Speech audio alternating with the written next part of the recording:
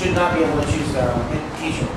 And instead of wasting your time on arguments like that, you need to start attacking what your opponents are saying. And you kind of did that in your first speech, but that never made it into the last speech.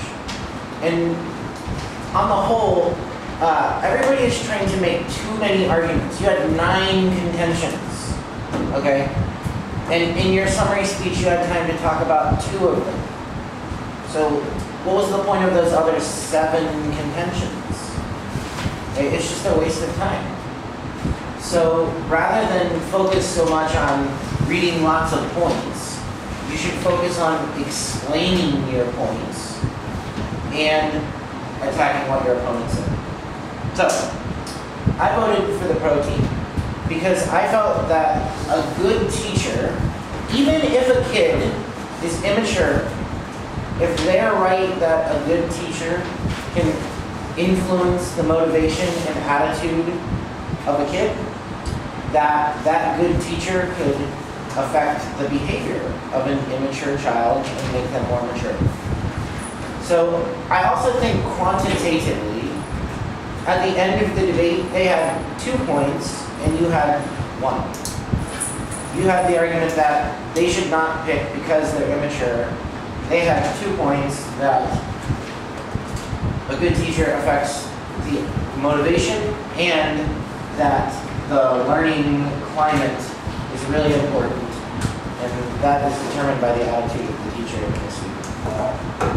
So I think even though you had 9 points to begin with, at the end of the debate you only had 1, and they sort of had the same points, a few less, but they were explaining them just a little bit more.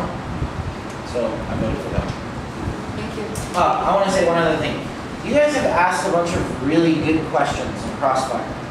The problem is that you don't bring that up until the last speech in the debate. You said they fell into our trap. Okay, I can't evaluate that argument because it's the last speech in the debate, and your opponents don't get a chance to respond to it. You can't bring up a new point in the last speech. So all of those really good questions don't get you anywhere if you wait until the end of the debate to talk about them. You should talk about them after you ask them.